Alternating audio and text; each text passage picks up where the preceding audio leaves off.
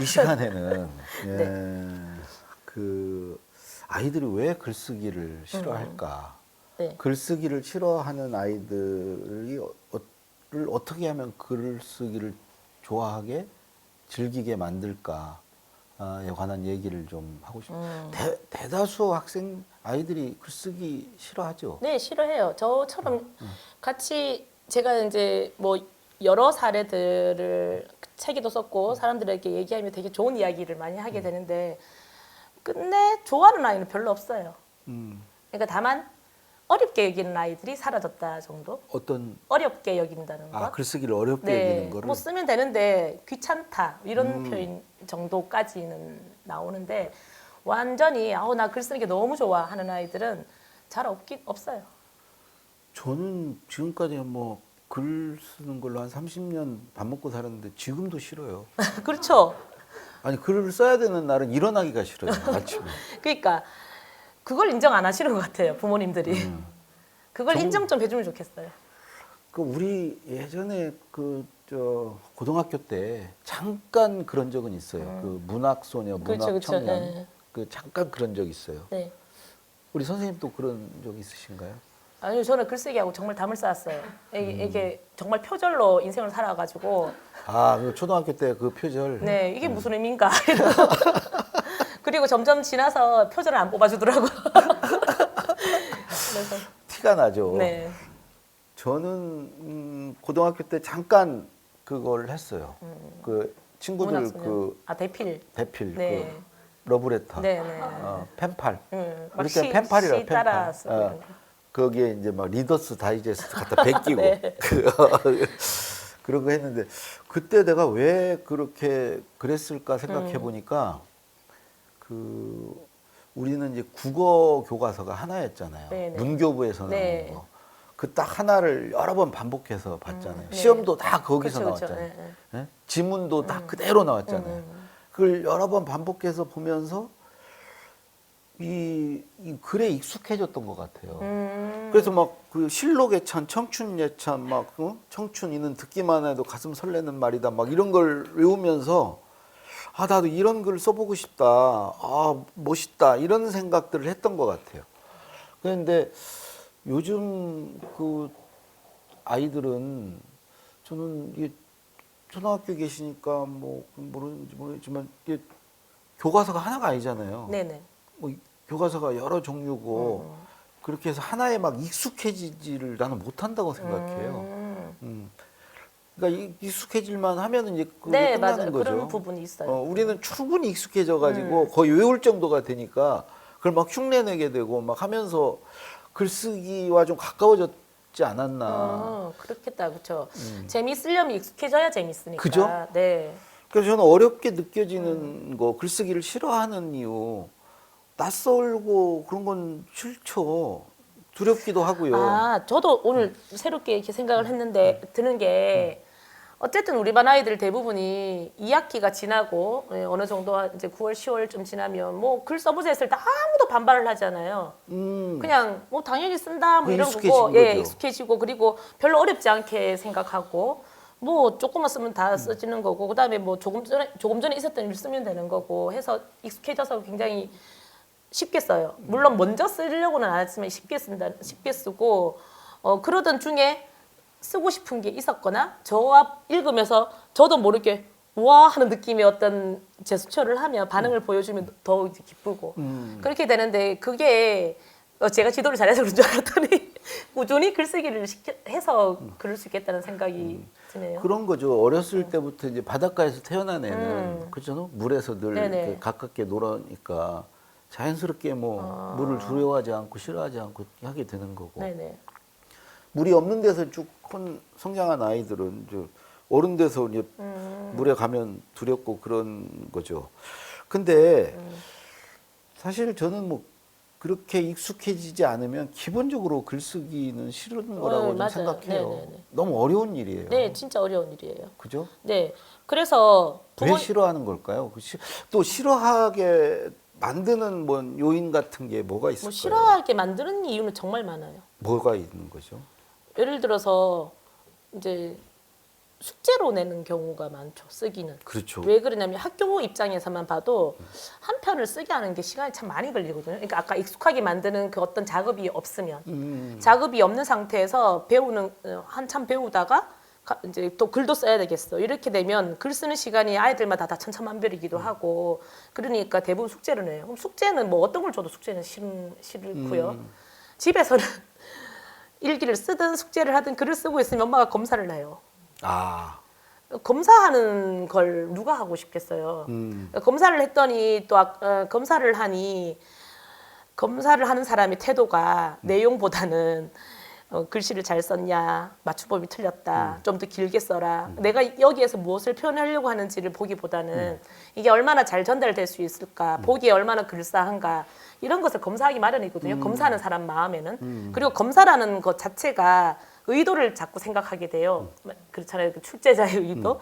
그러다 보니까 교사가 요구한 것, 그다음 부모가 생각하기에 이랬으면 좋겠던 것, 이런 것들을 이제 판단 기준에 두고 보게 되죠, 마음이.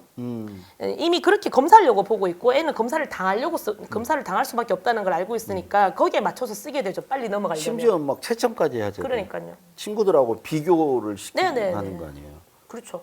점수가 나오면 비교가 되는 네, 거예요. 그리고 자기는 그렇게 쓴 적도 없으면서. 진짜 자기 여기 다 들으시는 분이 학부모님 들으시니까 네. 거기다 자기 뭐 이런 말씀 안 해요. 네. 저한테 하는 말이에요. 그래서 일단 선입견이라 하더라도 그런 편견이 먼저 잡혀져 있도록 우리 교육 환경이 만들어져 있어서 쓰기가 싫어집니다. 시작도 하기 싫어집니다. 그러니까 첫 번째는 숙제 내지 마라. 네네. 글쓰기를. 두 그리고 번째는 평가하지 마라. 네, 검사 평가하지 말라. 검사 평가하지 마라. 네, 그리고 썼어요. 쓴 글이 어디 간지 모르겠어요. 내가 왜 그렇게 힘들게 썼는지를 몰라요. 그러니까 검사만 하니까. 이해되시나요? 뭔가를 발표도 하고 우리가 책을 저도 책 내는 게 되게 부끄럽고 이렇게 써도 될까? 이랬지만 그래도 사람들이 많이 읽어줬으면 좋겠거든요. 읽어주고 반응을 뭐 부정적이든 긍정적이든 반응을 해주면 그게 고마운 거지. 그러니까 용도가 평가받는 용도, 네, 혼나는 용도. 그거 말고는 뭐 아무것도 없어요. 뭐 한 칠판에 잠시라도 좀 붙여라도 주면 좋겠고 그리고 친구들한테 읽어주기라도 내가 하고. 이러려고 이걸 썼나. 네. 애써 썼는데 그리고 쓰는 게 쉬운 것도 아니었어. 쉬운 것도 아니고 애써 썼는데 그 글이 어디로 갔는지 모르겠다는 거죠. 아, 그렇겠네. 네. 그래서 제가 문집을 아까 월마다 내려고 했던 이유는 그게 1년 뒤에 확인되면 찐맛 없잖아요. 이렇게 중간중간 확인되면서. 뭔 맛이 없다고요? 찐맛. 그 대구 사투리입니까? 아, 모르겠어요. 그냥. 저는 표준으로 알고 있는데. 그래서 이제 되게 귀여우신 면이 있네. 자꾸 다른 데로 새지 마시고. 그래서 집에서라면 오늘 쓴 글 뭐 어설프더라도 현관문 앞에라도 좀 붙여서 다들 반응이라도 좀 해주고 이러면 재미가 있거든요. 힘들어도. 말 배울 때 막 박수 쳐주듯이 그럼요. 네. 좀 뭔가 성취감을 느끼게. 그렇죠. 막 색종이에 많이 써가거든요, 애들이요. 그런데 많은 어른들이 그 자리에서 버려요. 그리고 조금 예를 갖춰서 나중에 버리는데 쓰레기통이 다 있어요. 야, 그 중요한 부분이. 저는 저도 지금 방금 얘기 들으면 나는 왜 싫어했을까 생각해 보니까 네. 저런 거였어요. 주제를 정해줘. 네. 무슨 저축의 날 이런 때가 오면 그렇죠. 우리 때 얼마나 어려웠습니까?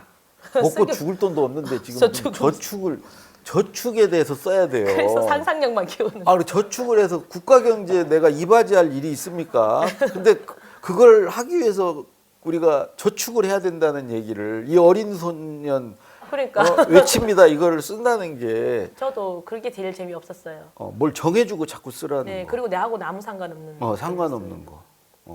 그렇습니다. 그래서 요즘은 그런 건 거의 다 사라졌는데 우리가 워낙 많이 당해서 아, 그래요? 예, 많이 사라졌는데 대신 그런 글을 말고는 써본 적이 없는 어른들이 대부분이어서 그렇지 않게 하려고 애를 쓰는데 어떻게 그러면 뭘 써라고 해야 되지 하는 게 어른들도 모르겠는 거예요. 안 써봤으니까.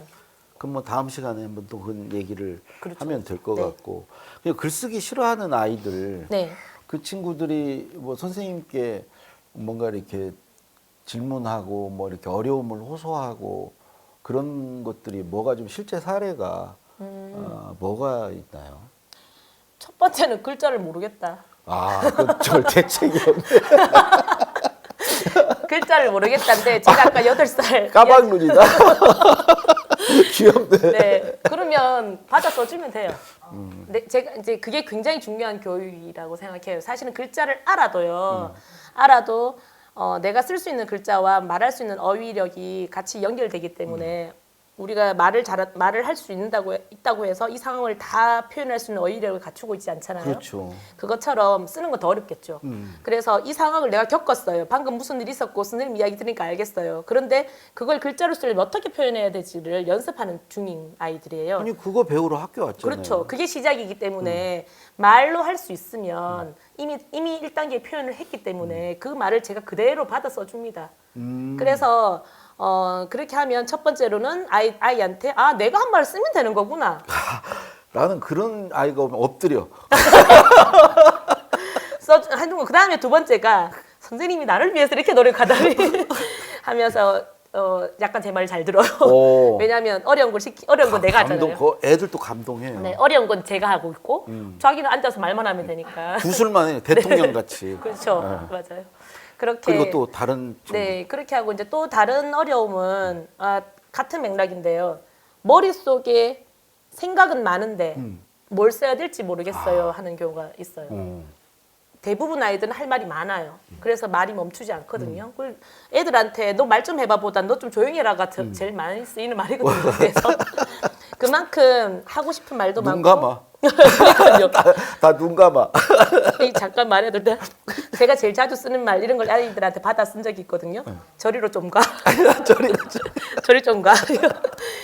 이제 그런 식으로 아이들은 계속 다가오고 계속 표현하지만 글로 표현한다는 게 진짜 어려운가 보더라고요. 그런 때는 어떻게 고치고? 네, 그래서 네가 일단 말을 해보라 하고 제일 하고 싶은 말이 뭐야 하면 이제 그것 때문에 속상했어요 하면 그러면 일단 나는 속상했다라고 시작하자라고 해서 이제 제일 첫 번째 문장을 표현해주죠. 그러면 속상했던 일에만 집중할 수 있도록 이렇게 말해주는 거죠. 야 선생님 하기 어렵구나. 네, 공이 많이 들어가네. 그럼요. 받아 써줘야지. 혹시 하나 더 있어요 사례가? 뭐 어려움을 호소하고 막 어려움을 호소할 때요. 글쓰기가 잘 싫다. 그래서 막 개기는 친구들.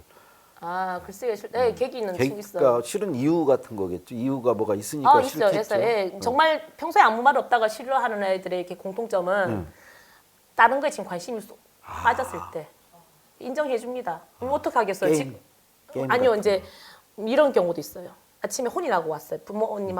부모님 굉장히 크게 싸우고 자기도 혼이 났어요. 도대체 집에서 어떤 일이 일어났을까가 지금 머릿속에 그게 가득한데 가장 좋은 건 그걸 글로 써내는 건데 글로 쓰기까지도 아직 힘든 정도 마음이면 못 쓰는 거죠. 그게 신경이 쓰이고. 그다음에 지금 조금 있다가 이런 경우를 어른들이 많이 주의해야 돼요. 조금 있다가 이거 하면 뭐 놀러 가줄게 뭐 이런 거 있잖아요. 뭐 좀 이따 어디 가야 돼요. 어디 가거나 뭐 게임도 해도 더 재밌는 게 막 기다리고 있어요.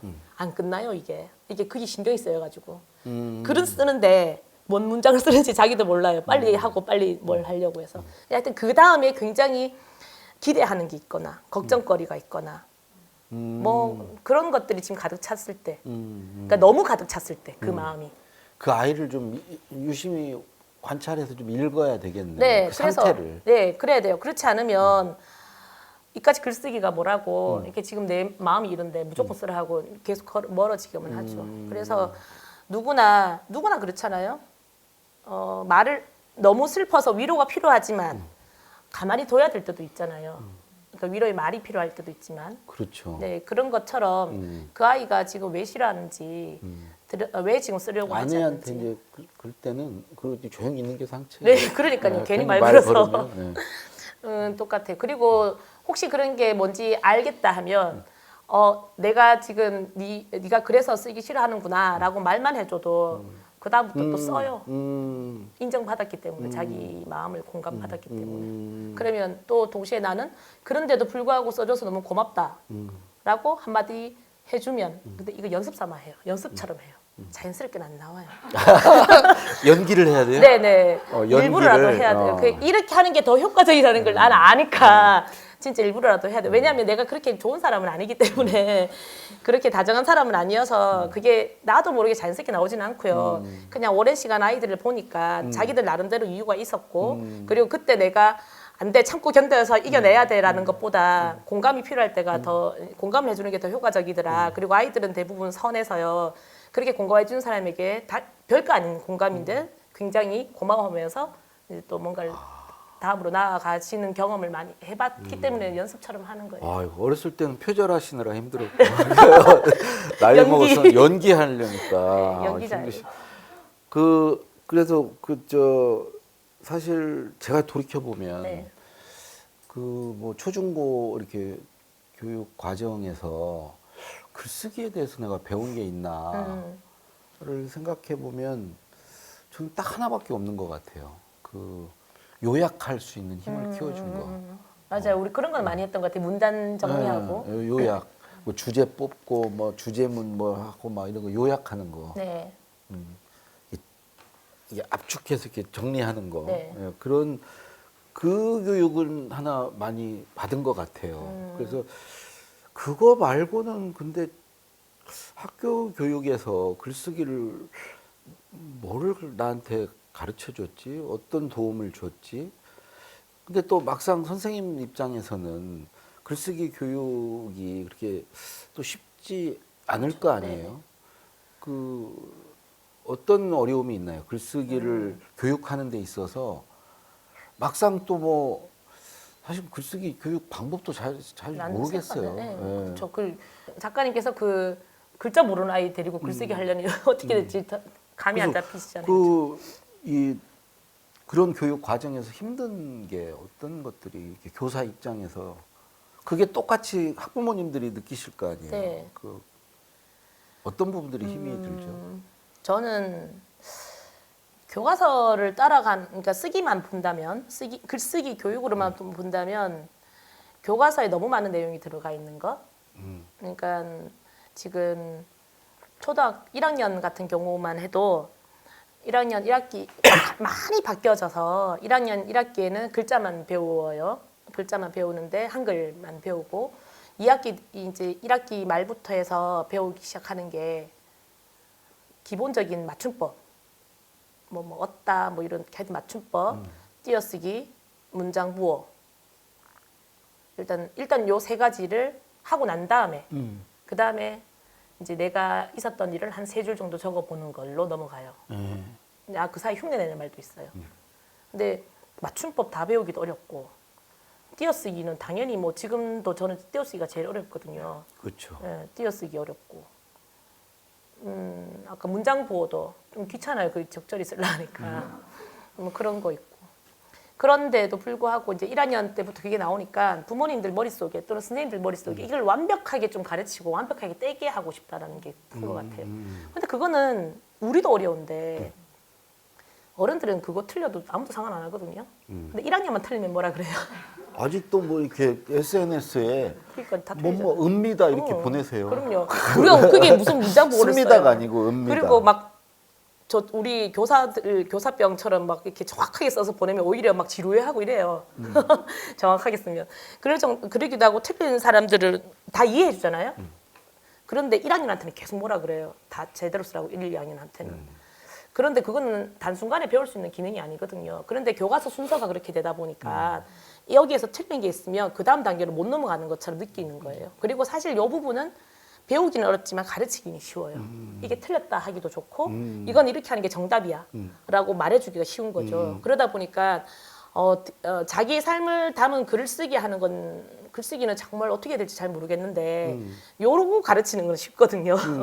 그래서 저는 가르치기 쉬운데 자꾸 집중하는 것 같고 부모님들도 뭔가를 도와줘야 될 거는 같은데 글쓰기 자체는 어렵고 요거는 내가 뭐가 틀렸는지 알겠으니까 여기 집중하게 되는데 또 그런 요구가 또 부모님들이 있으니까 교사들은 또 그 요구에 맞춰서 저도 악순환이 나중에 좀. 그 회사 생활 해보면 윗분들이 못할자 네. 뭐 이런 거 손 막 보잖아요. 네네. 그런데 중요한 것은 이제 고수들은 빠트린 거, 빠진 거 그쵸. 이걸 네, 찾아서 네. 이걸 넣으라고 하기도 하고 자기가 넣기도 하고 네, 네. 그게 중요하잖아요. 네네. 그 내용이. 네, 그렇죠. 그냥 요게 안 되니까 그냥 오탈자만 보고 맞아요, 이렇게 뭐 맞아요. 자간이 이렇게 넓냐, 네. 좌우 여백이 왜 이렇게 되냐 이것만 따지잖아요. 우리 어느 교장선생님 관리자분 이렇게 자대고 줄 앞에 맞췄는지 안 지금. 지금 교장 선생님 아니시죠? 네, 옛날에 이 20년 방송 보실 줄 몰라요. 아, 네.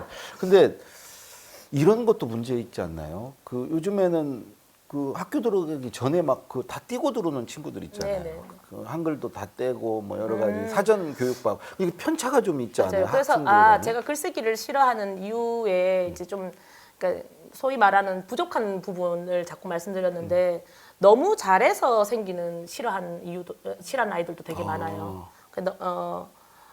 아까도 말씀드렸듯이 1학기 내내 한글 배우는 과정이거든요. 네. 그 한글 배우는 과정인데 이미 다 뗐는데 이미 다 떼고 왔어요.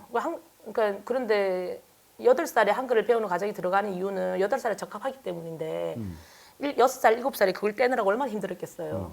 그래서 힘들어서 막 부모님이 하는 몇 번의 받아쓰기를 거쳐서 떼왔더니 이제 다 아는 것만 하고 있고 아직 모르는 아이들을 위해서 선생님이 열심히 가르쳐주고 있고 자기는 다 알고 있는데 계속 들어야 되고 네. 그렇게 되면서 글쓰기가 싫어지고 그리고 6세, 7세 되는 아이들이 글을 떼는 아이들의 공통점이라고 해야 되나요? 집에서 일기를 쓰는 아이들이 많아요. 그러니까 부모님들이 많이 노력하신 거죠. 굉장히 힘든 일을 부모님들이 아이와 함께 하신 것 같아요. 잘 쓰지도 못하는 글을 가지고 그래도 하루에 한 편씩 이렇게 기록해 나가는 건 참 좋은 일이야 하면서 이제 그 아이들과 함께 했는데 그게 너무 힘든 일도 자리 잡을 거예요.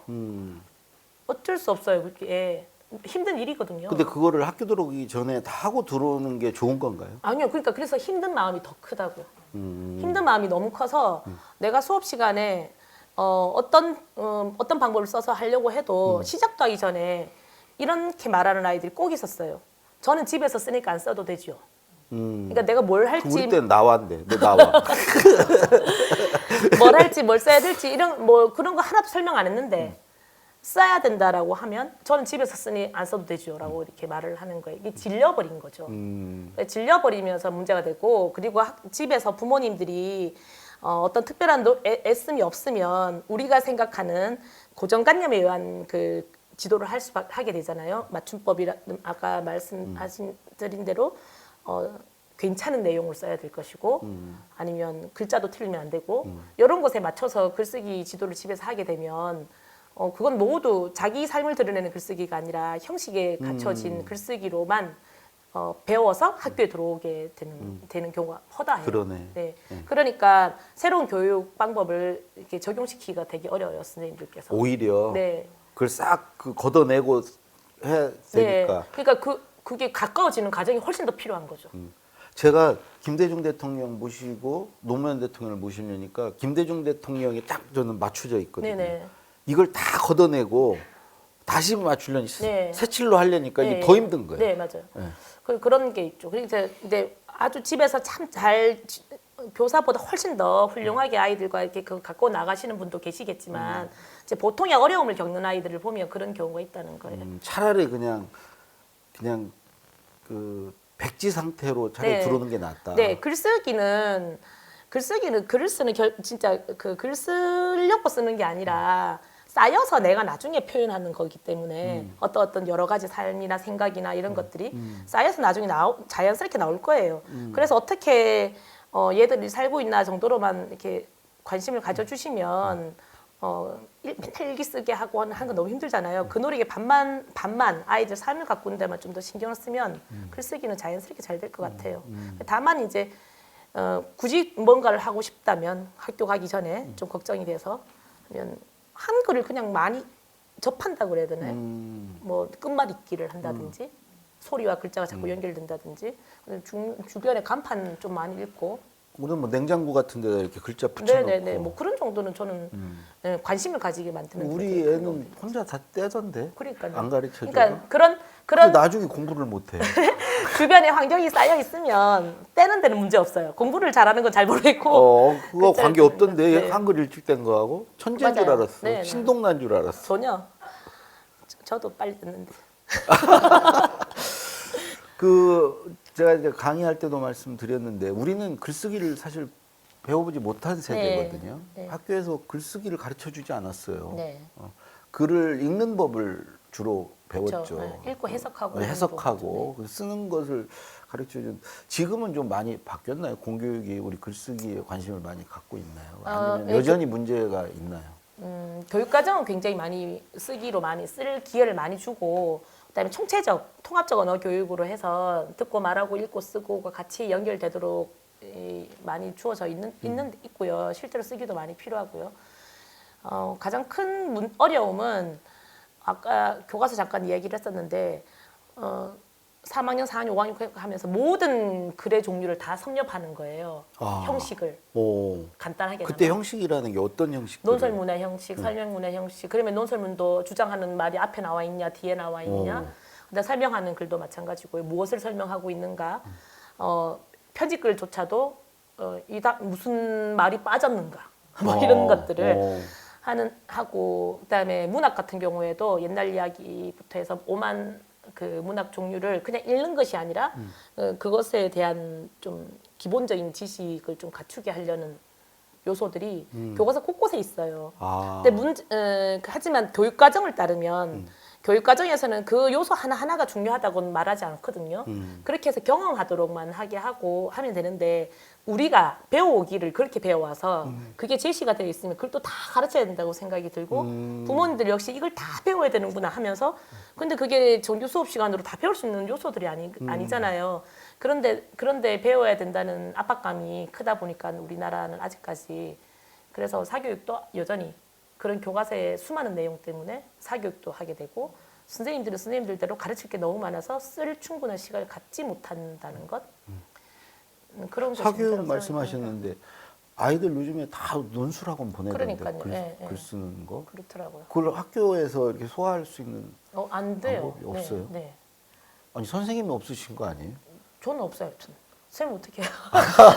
논술 지금 하시겠어요? 논술 고사 같은 거. 그 논술 학원에서 하는 걸 이렇게 학교에서 안 되나? 선생님들이?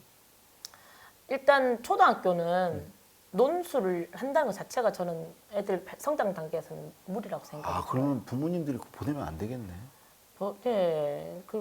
별로 학원 선생님들도 효과가 그러면 별로 없는 논술을 거예요? 쓰기 위한 기초 단계로 왜 충분히 읽고 충분히 말하는 과정을 많이 한데 독서 토론을 한다든지 그런 이야기를 그런 걸 많이 하는 것 그걸 학교에서 충분히 못한다 싶어서 뭐 학원이든 아니면 뭐 소모임이든 그건 좋은데 네, 이런 데서 뭐 할 수는 있을지 몰라도 지금 당장 초등학생들이 논술을 계속 쓰면 그냥 똑같은 논술을 쓸 거예요 아마. 기술을 익히는구나. 네, 그래서 왜 우리 보면 첫 문장 보면 다 알 수 있는 그런 말들 있잖아요. 아마 그런 말들에 더 익숙해질 수 있다고 생각이 들어요. 논술을 한다는 것은 그 사람만의 독창적인 생각을 발견해내겠다는 건데 그 사람만의 독창적인 생각이 똑같은 형식을 계속 반복해서 나오지는 않거든요. 수많은 경험을 해야 독창적인 생각이 나오는 거지. 똑같은 형식의 글을 계속 써서는 그냥 거기에 익숙해져서 오히려 그것을 걷어내기가 힘들겠죠. 오해하시면 안 될 것 같아요. 우리 학원도 나름대로 의미는 있습니다. 그렇죠. 뭐 제가 학원 하시는 분들 되게 많기 때문에. 네네. 그런데 학원생들의 제가 어려움도 들어봤는데 본인들도 이렇게 생각하는데 그래서 그런 풍성한 경험을 좀 더 많이 쌓게 하고 특히 이제 책을 통해서 그렇게 하고 싶고 한데 부모님들이 이제 비싼 돈 들여서 가는 거다 보니까 자꾸 이제 이렇게 눈에 보이는 뭔가를 자꾸 이제 요구하시고 그게 안 나오면 당장 못 끊으면 되는 거니까 이게 또 생존하고 또 연결되다 보니 그 요구에 맞출 수밖에 없는 거예요. 그래서 어렵다고 이러시더라고요. 되게 힘들어하시고. 지금 한 반이 몇 명이죠, 초등학교는? 초등학교 지금 그냥 도시 규모로 따지면 28명, 27명. 그러면 그 28명 그 한 사람 한 사람이 자기 어떤 생각이나 자기 이야기를 이렇게 쓰고 그거에 대해서 첨삭해주고 뭐 이런 게 가능합니까? 실제 글쓰기 지도가? 글쓰기 지도가요? 네. 나눠서는 가능할 것 같아요. 그러니까 방법을 찾아야 되겠죠. 한꺼번에 한 종류의 글을 다 하기는 어려울 것 같고 특별한 경우라기보다는 그냥 정기적으로는 가능할 것 같고 해야 된다고 생각을 해요. 그리고 그런 것을 할 수 있도록 개인의 글을 이제 이렇게 해주고 할 수 있도록 다른 여타의 조건들이 좀 맞춰져야 그러니까 되겠죠. 그 선생님들의 글쓰기 지도에 있어서 애로랄까? 아니면 뭐 어떤 희망사항 같은 게 있다면 글쓰기 지도가 제대로 이루어지려면 어떤 이런 조건, 이런 환경이 좀 갖춰져야 된다. 그런 게 있나요? 제가 보니까 충분히 되고 있는 것 같은데 문집도 막 저 학교 마구 학생 수 내시고. 적어요. 학생 수도 적고 그리고 다른 거 시키는 거 잘 안 하고 이것만 하고 아, 위에서 시키는 건 안 하시는구나. 네, 재밌는 것만 하고. 아, 인사고과는 안 좋으시겠네요. 네. 교장 교감 되는 거 하지만 포기하신 거예요? 책이라는 훌륭한 결과물이 있으니까. 네. 학교에서 그런 8살 글쓰기 이런 네. 책 내고 그러면 어떻게 해요? 반기는 분위기인가요? 왜 쓸데없는 짓 하고 다닌가요? 아니 그러진 않아요. 아, 그렇진 않아요. 네, 반기다기보다 좀 글을 쓴다는 것 자체가 사실 제 주변의 분들이 막 제대로 pos다기보다는 이만큼 썼어. 이만큼이나 쓸 수 있어, 쓸 내용이 있어라는 게 더 그거 자체가 놀라워해요. 그만큼 쓰기가 어렵고. 그래서 선생님들께서는 사실 그 안에 사례들이 자기 반 아이들한테서 충분히 다 발견할 수 있는 것들이거든요. 것들인데 어디에 더 중점을 두느냐가 좀 차이가 있는 것 같아요. 그 우리가 특히 초등학교 경우에 가르치는 과목이 워낙 많은데 어느 과목 하나도 그 가치는 다 있잖아요. 그래서 어떤 선생님은 음악적인 부분에서 나는 한번 제대로 해보겠다 할 수도 있고 어떤 선생님은 사회과학에서 좀 더 제대로 보이겠다 할 수도 있고 뭐 이제 그렇게 조금씩 중점을 두는 데가 다르기 때문에 모든 선생님들이 그렇게 할 수는 저처럼 할 수도 없고 국어에 목숨 거신 거예요? 전 미술도 좀 이따 이제 미술책도 하나 나오는 거예요. 네. 8살 그리기. 그런데 초등학교 선생님들은 다 같은 고민을 하고 있어요. 내가 아이들한테 너무 글쓰기는 기본적인 거라서 이 글쓰기를 나는 어떻게 하면 좀 더 가르칠 수 있을까. 그런데 다른 업무나 이런 게 너무 많고 스스로가 우리가 연수를 굉장히 많이 받고 있지만 이 글쓰기 지도에 대한 거는 오래 전부터 끊어졌거든요. 글쓰기 교육 모임이 있지만 소수이고 그렇게 정말 관심 있는 분들이 따로 모여서 하는 것 말고는 공식적으로 배울 수 있는 자리가 없어요. 우리 경험할 수 있는 젊은 자리가. 선생님들은 그래도 더 그쪽에 관심도 더 많고 교육도 많이 받고 들어오시지 않나?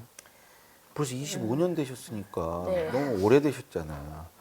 그 시절에는 그런 거 그 우리 교대에서 별로 관심이 없었을 것 같은데. 지금은 우리보다는 훨씬 더 나은 교육 과정으로 이렇게 배우고 오시는 것 같아서 능력도 되게 뛰어나시더라고요. 글 쓰는 것도 남다르고 그래서 더 충분히 앞으로 더 잘하시겠죠. 나아지겠네요, 우리 네, 교육은. 당연히 나아지고 그리고 이분들의 젊은이들의 재치가 놀라워요. 저는 막 길게 줄줄이 써야 겨우 전달되는데 그 왜 이모티콘이라든지 문자 메시지라든지 또는 뭐 인스타그램에서 쓰는 짧은 글 그렇죠. 이런 것들의 재치가 놀랍더라고요. 그분들은 새로운 표현 방법으로 할 것 같아요. 태어날 때부터 그 인터넷과 SNS 환경 속에서 네네. 자라오셔가지고 그래서 어쩌면 우리보다는 훨씬 더 글쓰기 문화에 가까워져 있는 것 같기도 해요. 그렇죠. 처음부터 문자 보내. 우리는 네네. 그거 한 지 얼마 안 되잖아요. 그렇죠. 아까 그 익숙해져야 제일 읽었다듯이 어쩌면 이 지금 젊은이들이 훨씬 더 글쓰기에 익숙해져 있다는 생각은 들어요. 그런 선생님들이 앞으로 우리 글쓰기 교육도 많이 발전시키고 이제 네네. 그럴 것 같습니다. 예. 오늘 얘기는 여기까지 하도록 하겠습니다. 네. 예. 들어주셔서 고맙습니다.